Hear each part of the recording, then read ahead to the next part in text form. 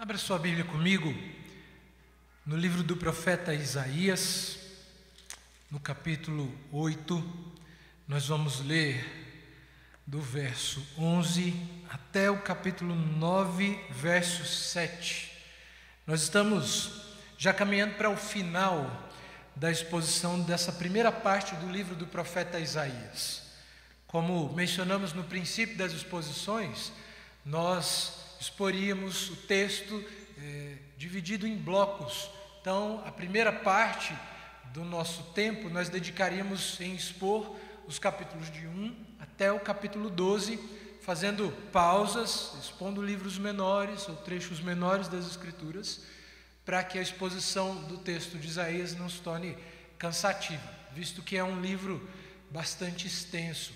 E nós já estamos a caminho do final dessa primeira sessão do livro que nós nos dispusemos a expor, que vai até ao capítulo 12. Hoje, então, nosso texto é Isaías, capítulo 8. Nós vamos ler do verso 11 até o verso de número 7 do capítulo 9.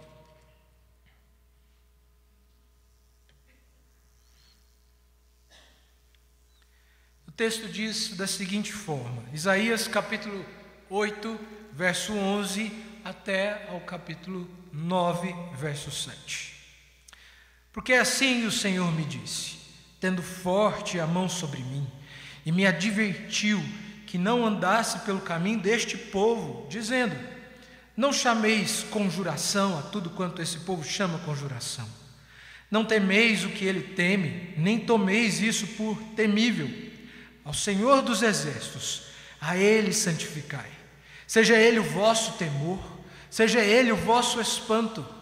Ele vos será santuário, mas será pedra de tropeço e rocha de ofensa às duas casas de Israel, laço e armadilha aos moradores de Jerusalém.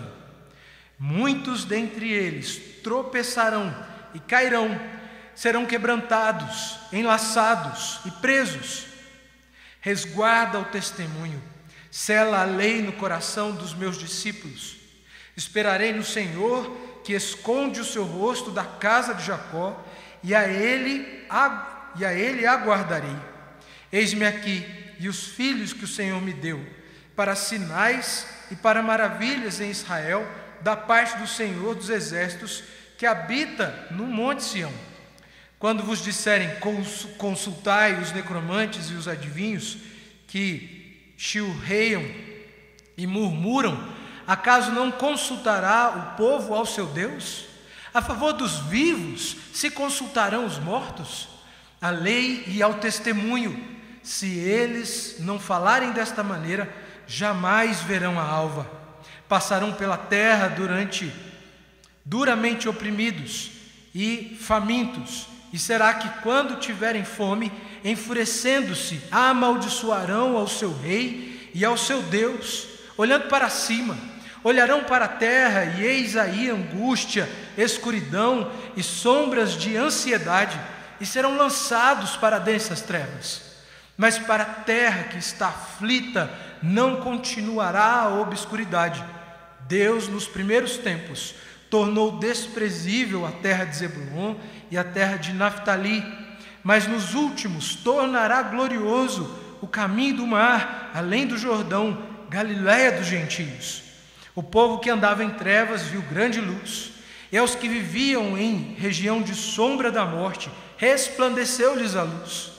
Tens multiplicado este povo a alegria, lhe aumentaste, alegram-se eles diante de ti, como se alegram na ceifa e como exultam quando repartem os despojos.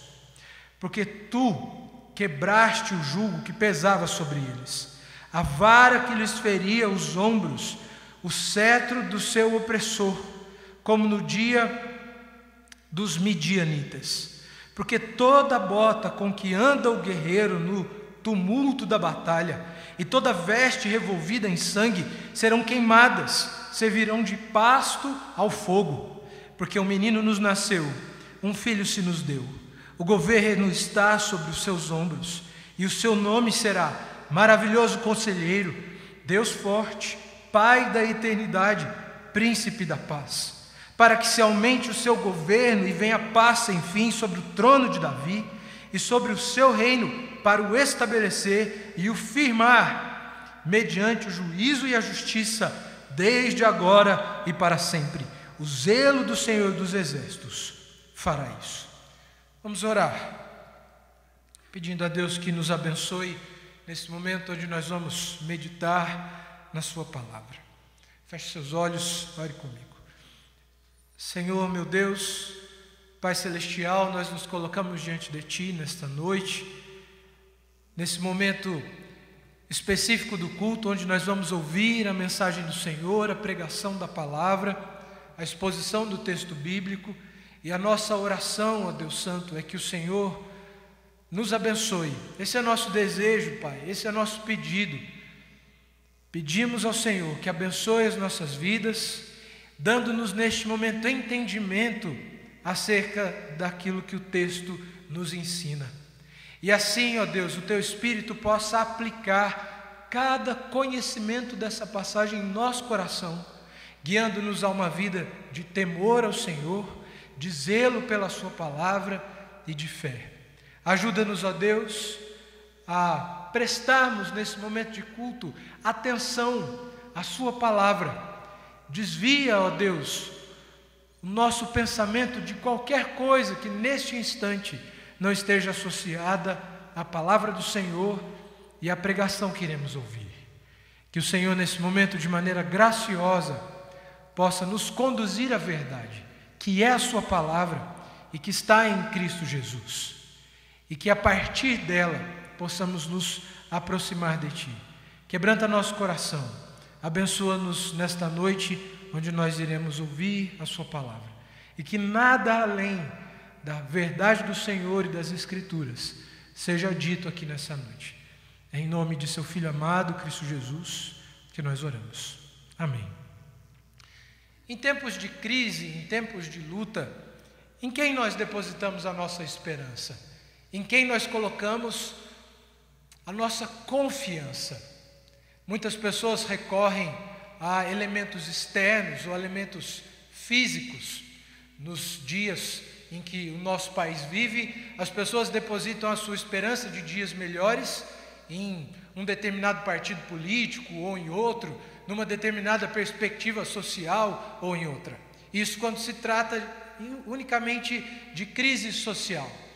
Mas normalmente, quando vivemos uma crise, seja ela política, seja financeira, seja no nosso lar, seja no nosso trabalho, seja na criação dos filhos, seja no relacionamento de marido e mulher, nós sempre colocamos a esperança de dias melhores em alguém. Nós depositamos o nosso coração e a esperança de solução em alguém ou em alguma coisa.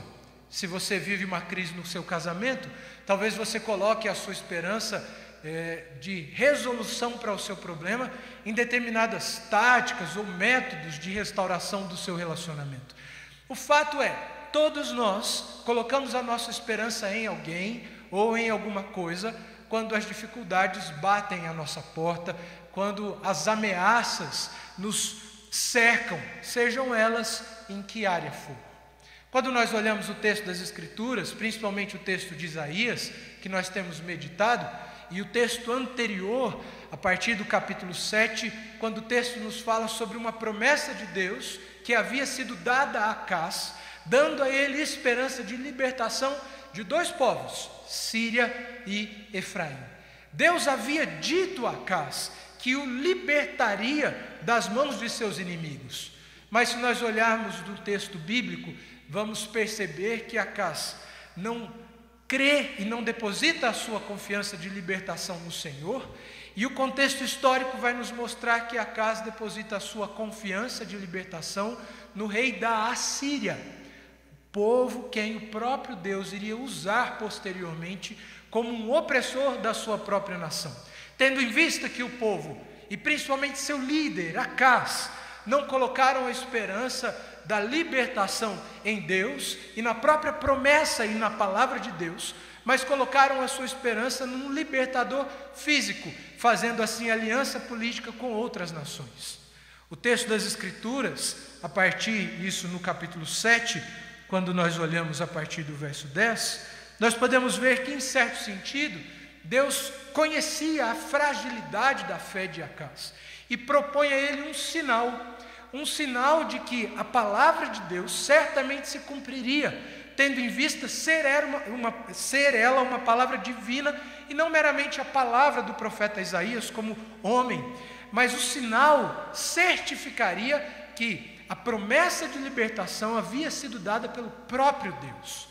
O que nós podemos perceber é que Acaz então ele rejeita a proposta de um sinal que havia sido oferecida a ele e recorre então atrás de recursos que lhe pareciam mais confiáveis, como o rei da Assíria, aquele que o texto bíblico vai nos mostrar que serviu de opressor da própria nação de Israel por conta da sua incredulidade.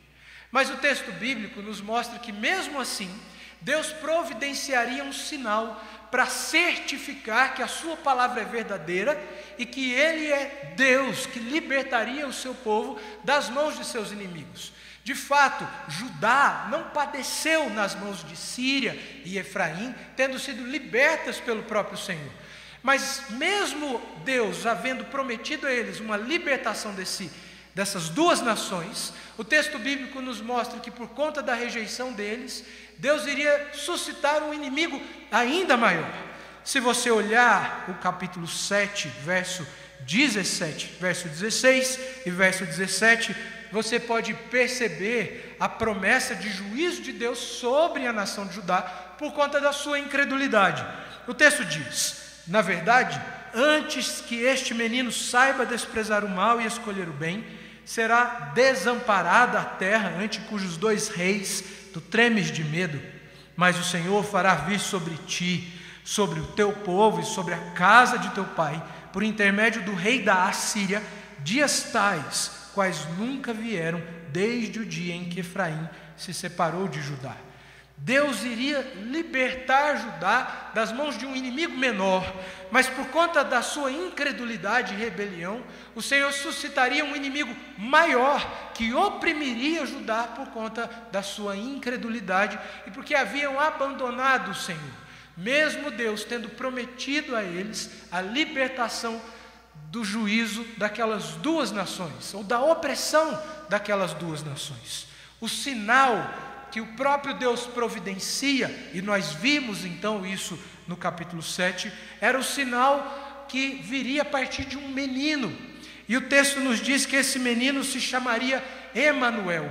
Ele seria a personificação da providência de Deus em libertar o povo, mas a sua presença no meio do povo demonstraria não só que o Senhor os libertaria, mas também seria uma evidência da incredulidade e da rejeição daquele povo. O texto, então, anterior que nós vimos, o capítulo 7, a partir do verso 10, até o capítulo 8, verso 10, nos mostra uma série de afirmações por parte do profeta, onde o texto nos diz que Deus iria punir a nação por conta de seus pecados e por conta da sua rebelião, por conta da sua incredulidade. Porém, o texto, ao terminar o texto anterior, agora a partir do verso 9 e 10 no capítulo 8, nos mostra que, no meio de um cenário de caos e do próprio juízo de Deus, surgiria ainda uma esperança, e essa esperança viria por parte daquele menino, o Emanuel, o qual nós entendemos a partir daquilo que o texto bíblico no Novo Testamento afirma ser ele o próprio Jesus Cristo. O texto no capítulo 8 ainda, verso 9 e verso 10, nos mostra que, embora as nações em certa medida prevalecessem contra Judá durante um período histórico, nem sempre isso seria assim. E o que o texto nos mostra de maneira muito clara é que, embora a nação fosse sofrer por conta de seus próprios pecados, embora ela houvesse rejeitado ao Senhor, Deus providenciaria a eles um libertador. E a prova disso é a profecia dada no capítulo 7 sobre o Emanuel. Ele seria o libertador daquela nação que agora estava marcada pela sua rejeição e pela incredulidade. mas do Emanuel surgiria um novo Israel, um novo povo de Deus, agora que não era mais marcado pela sua incredulidade, mas pela misericórdia e pela graça do Senhor sendo manifestada a partir desse sinal gracioso e misericordioso providenciado pelo próprio Deus, o menino. O texto então nos mostra um cenário de angústia mediante a iminência do juízo de Deus contra a própria nação, mas em meio à iminência do juízo, o texto encerra mostrando que Deus providenciaria libertação ao seu próprio povo, e que o libertador desse povo é Jesus, mostrando que o maior problema que aquele povo tinha naquele período não era nem político ou social ou a iminência da invasão assíria, mas eram os seus próprios pecados. Cristo, portanto, segundo o texto que vimos anteriormente, é o libertador de uma escravidão muito maior do que aquela imposta pelo próprio Deus à nação de Judá pelo Império Assírio, mas é a escravidão do pecado, do qual nós fomos libertos mediante o sacrifício de Cristo Jesus. O texto nos mostra então que nós, diante das dificuldades, das lutas da vida, que nós vivemos constantemente, pois as lutas, elas fazem parte da vida cristã, e o próprio Senhor Jesus, daquele que é a providência de Deus para a libertação do seu povo, já em diversos momentos no Novo Testamento, nos alerta e nos prepara para a vida como um todo, mostrando que a vida, ela é uma vida de lutas, ela é uma vida de adversidades, e os cristãos precisam estar preparados para isso. Inclusive, o próprio Jesus nos chama a participarmos dos seus sofrimentos, a tomarmos a nossa cruz e a segui-lo. Mas aqueles que são alvos da graça de Deus, e aqueles que fazem parte do povo de Deus, povo com quem o Senhor estabeleceu uma aliança, não se deixam abater mediante as lutas da vida, mas têm a sua esperança naquele que é o sinal da providência de Deus para o seu próprio povo, e esse é Jesus Cristo. Portanto, nós como crentes, diante das lutas, não devemos nos abater, mas nós devemos esperar pelo Senhor, aquele que é a promessa de Deus de libertação e de paz para nós que hoje sim vivemos dias de luta, dias de incertezas, dias de angústia, mas nós temos esperança na promessa de Deus, temos esperança na palavra de Deus, na pessoa do seu próprio Filho, que é Cristo Jesus.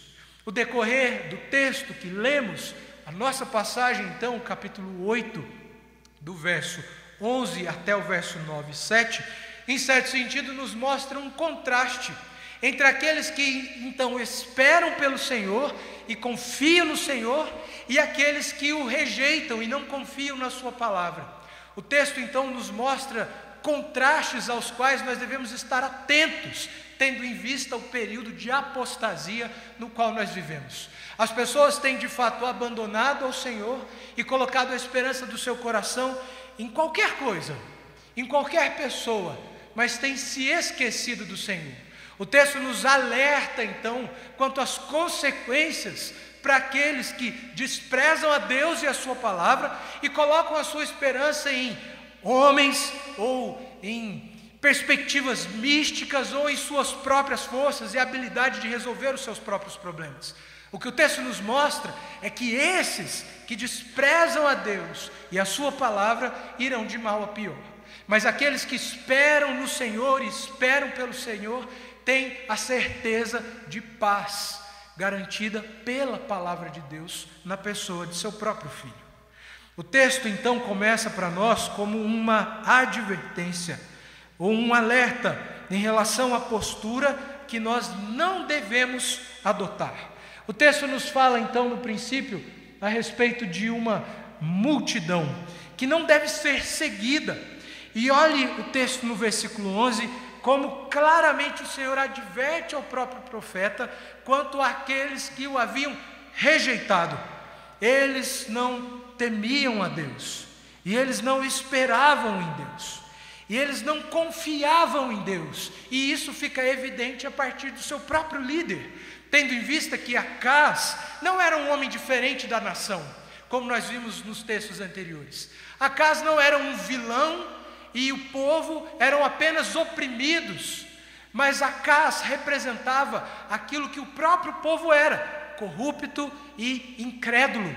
Portanto, o povo não confiava em Deus.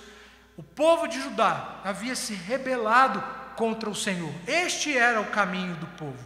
E o que o texto nos mostra, do verso 12, portanto, até o verso de número 15, é que eles temiam tudo, menos o poder de Deus.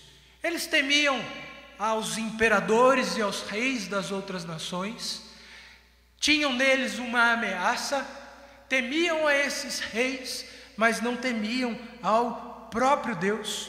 Olha o que o texto diz para nós no verso 12: a tudo quanto este povo chama conjuração, não temais o que ele teme, nem tomeis isso por temível. Eles temiam a tudo, menos ao Senhor. Acaz temia os reis da Síria e de Efraim, mas não temia o próprio Deus, ao ponto de rejeitar a promessa de libertação dada a ele pelo próprio Senhor, através da boca do profeta.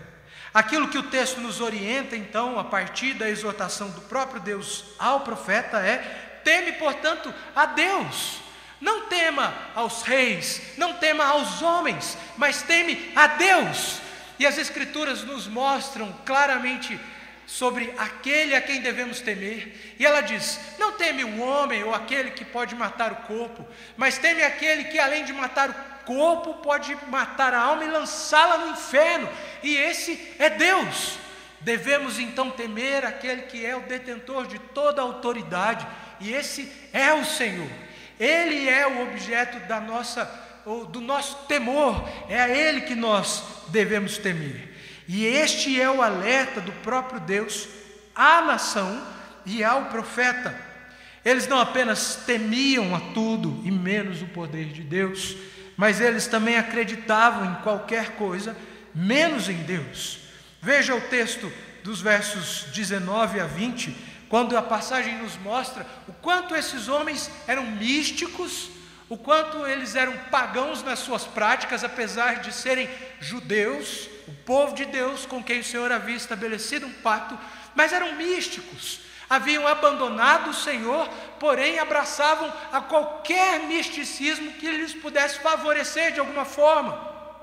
Veja, por exemplo, essas denominações que se julgam evangélicas e que impõem rituais pagãos e místicos sobre os seus povos, rejeitando a própria palavra. Nós vemos hoje homens que se ajoelham em sal, homens que ungem água e a bebem, homens que fazem campanhas disso e campanha daquilo, mas abandonaram as Escrituras. Há pessoas que rejeitam a ideia de congregar em uma igreja, mas frequentam a todo tipo de centro, frequentam a todo tipo de reunião mística que lhes possa favorecer de alguma forma. Mas o texto nos mostra que isso é algo abominável perante o Senhor.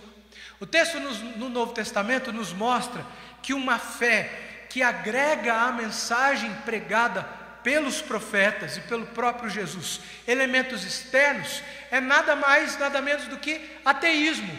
Portanto, quando nós cremos em Jesus, mas cremos no santo tal, cremos no rito tal, cremos no misticismo tal, agregando elementos externos à fé, o texto das Escrituras nos diz que isso é ateísmo. Portanto, quando nós agregamos elementos à fé cristã, nós nos portamos como ateus, e as Escrituras vão condenar isso. Hoje em dia cresce no meio cristão uma onda judaizante, onde homens tentam trazer elementos que já ficaram no passado, a partir da inauguração da nova aliança, para o meio do culto, talvez numa busca por um culto mais perfeito. Mas aquilo que as Escrituras nos diz é que um culto aceitável a Deus é espiritual, e nós precisamos zelar por um culto simples, porém que tenha a palavra como centro. O texto, no entanto, no verso 20, nos mostra a que nós devemos obedecer e o que deve pautar a nossa vida e o nosso relacionamento com Deus. Não são os rituais místicos, mas a lei e a palavra de Deus. O verso 20 afirma isso com muita ênfase. O texto diz assim: a lei e ao testemunho. É a palavra de Deus que deve nortear o nosso relacionamento com Ele e a nossa vida de santidade. Mas aqueles que insistem na sua incredulidade e na sua fé mística, a esses a única coisa que lhes aguarda é angústia, fome, agitação e raiva. O que o texto das Escrituras nos mostra, portanto, é que aqueles que acreditam em tudo, menos em Deus, acreditam no poder da ciência, acreditam no poder dos relacionamentos, nos livros de autoajuda, menos em Deus. Aqueles que acreditam em qualquer coisa, temem qualquer coisa, menos a Deus, a esses a única coisa que lhes resta é sofrimento e angústia. Porque no final das contas, irmãos, não há nada em que possamos colocar a esperança do nosso coração que não Deus, que não nos traga apenas frustração. Portanto, se nós queremos ter consolo de fato, devemos colocar a nossa esperança em Cristo Jesus e em Deus e na sua palavra. Porque se colocarmos a esperança do nosso coração apenas nas coisas deste mundo, aquilo que o próprio texto das Escrituras nos diz é que seremos os mais frustrados dos homens. Pois tudo aquilo que está aqui é passageiro. Tudo isso passa e as Escrituras nos ensinam isso. Portanto, nós devemos temer e confiar em Deus, para que no último dia não reste a nós apenas frustração, angústia e sofrimento, mas paz plena no nosso Senhor, aquele que prometeu para nós e certamente cumprirá por meio de seu Filho amado, Cristo Jesus. Nós, portanto, devemos confiar no Senhor. Devemos esperar pelo Senhor, porque Ele é confiável. O Senhor é confiável. Nele nós podemos colocar a nossa esperança sem medo de frustração. O que é interessante pensarmos a respeito dessa afirmação, irmãos, é que Deus de fato cumpre em nossas vidas aquilo que Ele prometeu. E o que Deus promete para nós? Deus promete para nós a salvação da condenação do próprio Deus por conta de nossos pecados, a libertação de um cativeiro que é espiritual e de bênçãos espirituais nas regiões celestiais em Cristo Jesus. Essas são as promessas de Deus para nós. Há aqueles que distorcem a palavra e que prometem prosperidade financeira, saúde plena, aqueles que se tornam cristãos, mas essas são promessas com as quais o Senhor não se comprometeu.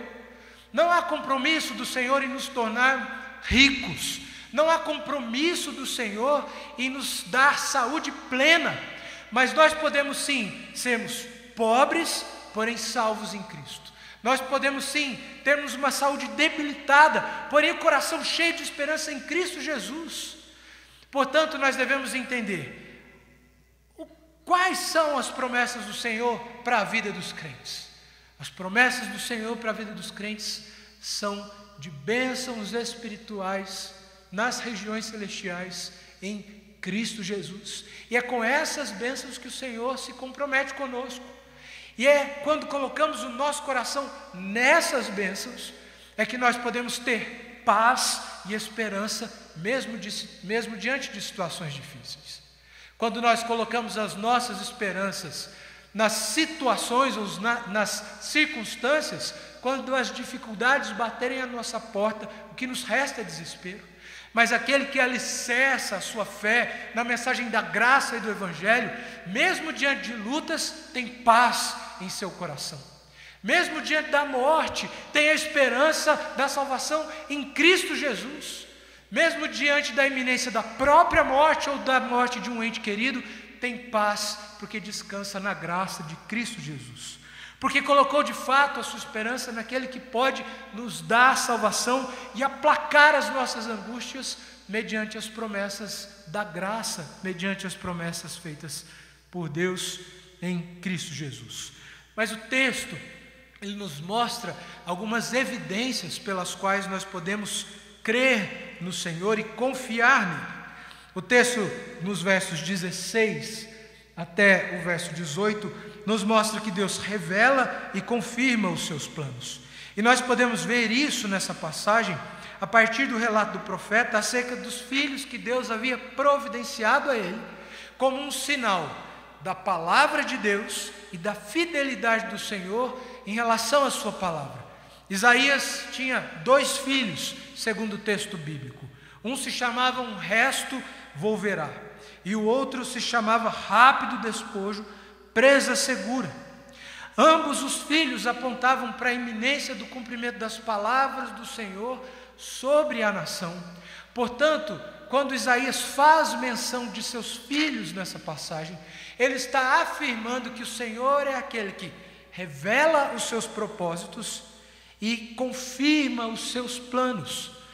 Nesse texto, Deus revela os seus propósitos e confirma os seus planos por meio de alguns sinais, dentre esses, os filhos que foram providenciados a Isaías, tanto para evidenciar a iminência do juízo de Deus sobre o povo, quanto a graça do Senhor em preservar um remanescente fiel, ou seja, um povo que permaneceria fiel a Ele, mesmo diante do iminente juízo que estava prestes a ser derramado.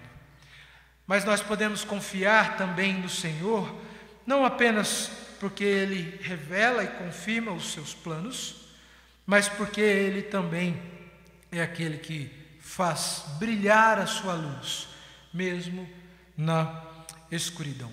Veja o que o verso 1 e 2 do capítulo 9 nos diz acerca dessa verdade. Olha o que o texto diz nesses versos. Mas para a terra que estava aflita, não continuará a obscuridade. Deus nos primeiros tempos tornou desprezível a terra de Zebulon e a terra de Naftali, mas nos últimos tornará glorioso o caminho do mar, além do Jordão, Galiléia dos gentios. O povo que andava em trevas viu grande luz, e aos que viviam na região da sombra da morte, resplandeceu-lhes a luz.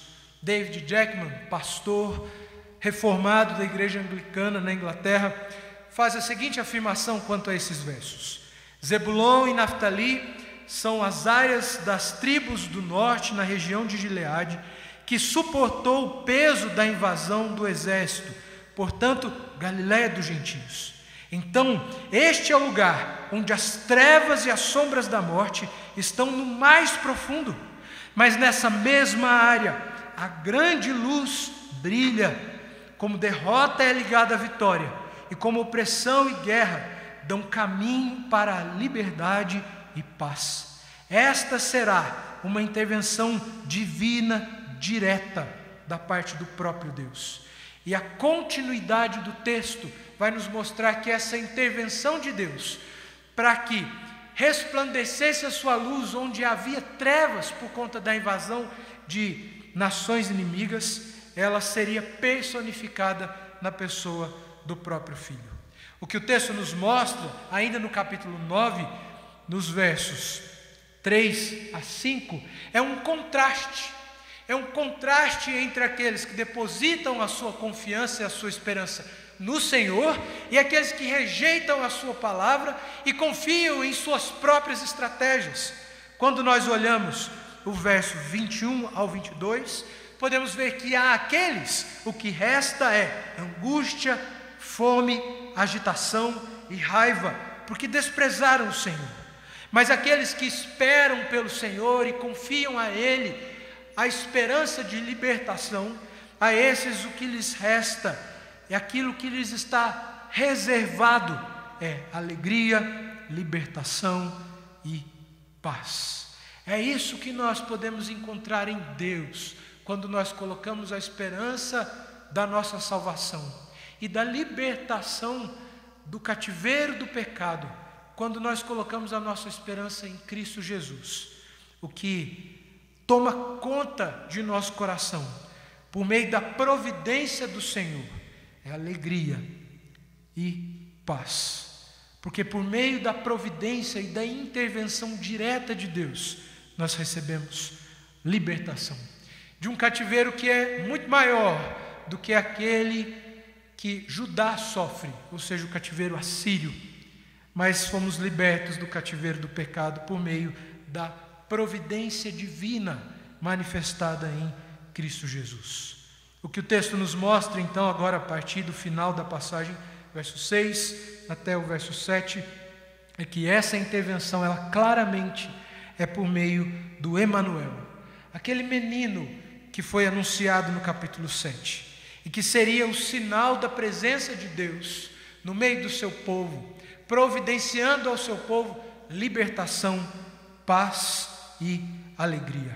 E nós podemos nos certificar da autoridade do menino para realizar essas promessas, porque ele não é apenas um homem, mas ele é um homem que é Deus. Jesus Cristo, o Deus homem, que tem toda a autoridade e que recebeu na cruz do Calvário o castigo que, segundo o próprio texto de Isaías, nos traz a paz. E nele nós podemos confiar, porque o seu reino não é passageiro, mas o seu reino é eterno. Ele é aquele em quem podemos confiar. Ele é o governante justo, reto, bom e fiel, no qual nós podemos confiar. Ele é o governante que não tem o seu mandato vencido, mas ele governa e reina eternamente. E por isso nós podemos confiar nele, porque aquilo que nos é prometido mediante o sacrifício de Jesus certamente se realizará, porque ele não é um homem que mente ou filho de homem para que minta, mas ele é Deus, e ele é aquele que cumpre as suas promessas em nosso favor.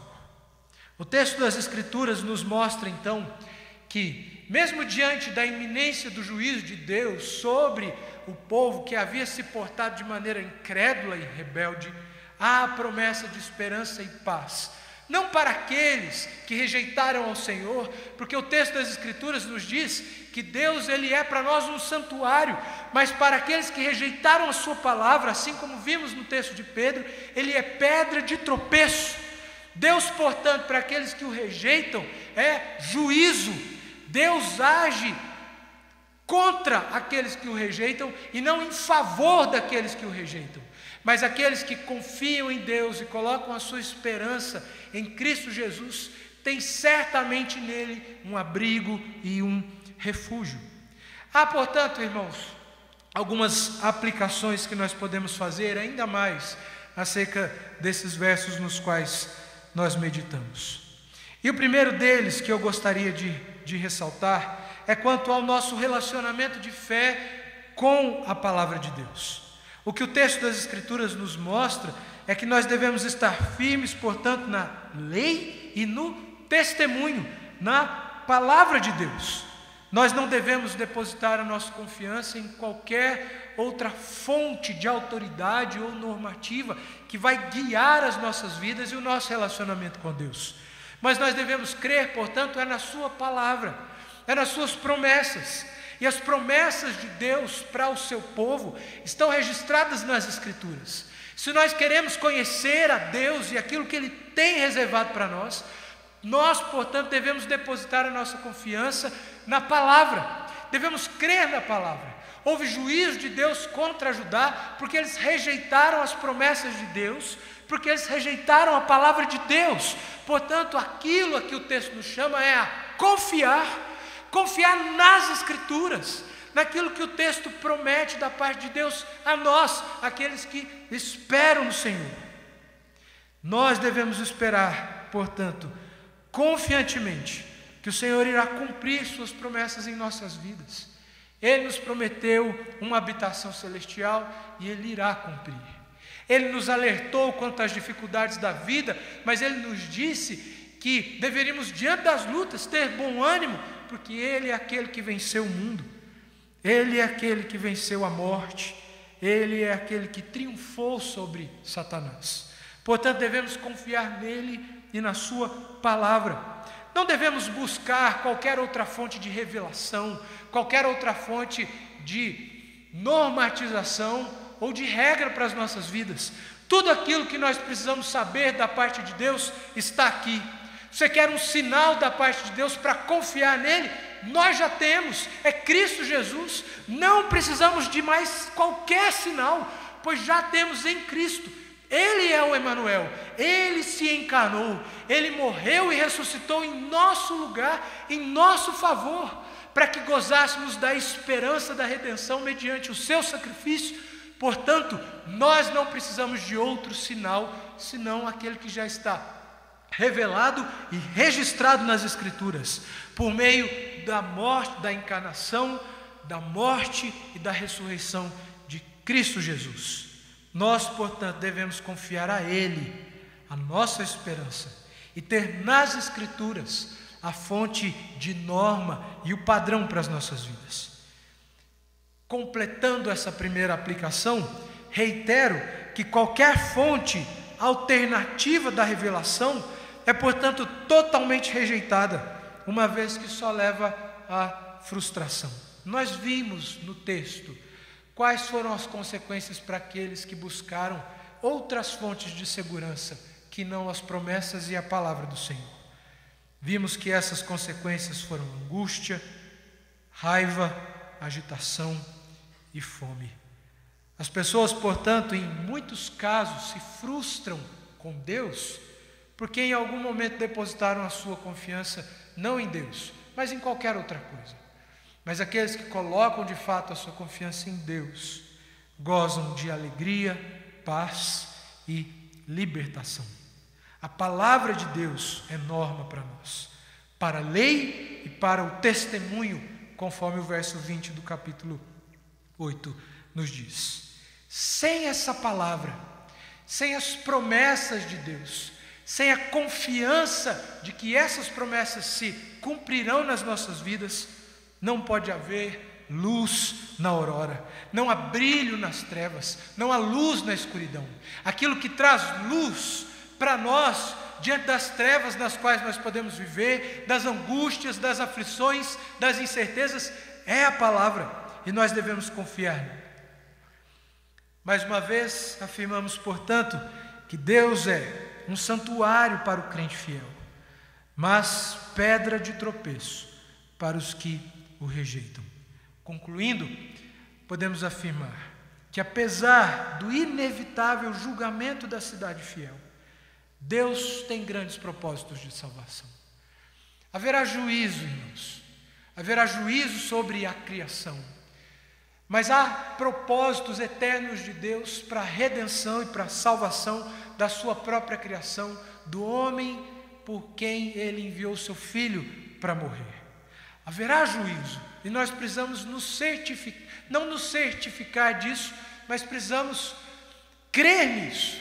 Assim como houve juízo para aquela nação histórica, num determinado período da história da igreja, por conta da sua incredulidade, haverá juízo para aqueles que rejeitaram a palavra de Deus. No entanto, houve para nós uma segunda chance, uma segunda oportunidade que tivemos mediante as promessas de Deus em Cristo Jesus. No entanto, naquele dia, ou no último dia, quando Cristo voltar como justo juiz para julgar a nação ou as nações, e aqueles que o rejeitaram, não haverá mais esperanças. Haverá rejeição e condenação para aqueles que o rejeitaram e viveram como se não tivessem de dar satisfações a ninguém, mas haverá salvação plena para aqueles que esperaram no Senhor. Para o remanescente fiel, para o crente fiel, há uma promessa de salvação. O nascimento de Cristo, a sua morte, a sua ressurreição, é para nós, portanto, um sinal de que o Senhor irá cumprir plenamente as suas promessas na vida da sua igreja. Nós precisamos viver como crentes, portanto. Viver na certeza de que o Senhor irá cumprir aquilo que Ele promete. E nós precisamos entender que as suas promessas, elas são de graça e misericórdia, mas elas são também promessas de juízo e de justiça. Juízo e justiça para aqueles que viveram como se não tivessem de prestar contas de sua vida a Deus, ou rejeitaram a palavra do Senhor. mas de graça, de paz, de alegria e de misericórdia para aqueles que depositaram a sua confiança no Senhor e na sua palavra e esperaram no Senhor. Esse dia virá, irmãos, certamente virá e não tardará. A pergunta que nós devemos nos fazer é: em quem nós confiamos? Em quem nós esperamos? Em quem colocamos a esperança da nossa redenção? Em nós mesmos? Em estratégias humanas, perspectivas sociais? Ou colocamos a esperança da nossa redenção em Cristo Jesus, o nosso Senhor? Essa é para nós, portanto, uma palavra de alerta, uma palavra de exortação, para não nos portarmos como aqueles que rejeitaram a palavra e a rejeitam deliberadamente. Mas é também uma palavra de esperança, pois sofrimento, lutas, angústias, dificuldades, todos nós temos e vamos passar por elas até o findar das nossas vidas. Mas essas lutas e essas dificuldades não são o suficiente para nos abater o nosso coração, se nós colocamos as nossas esperanças em Cristo Jesus. Eu espero pelo Senhor e Ele virá. Deus nos abençoe.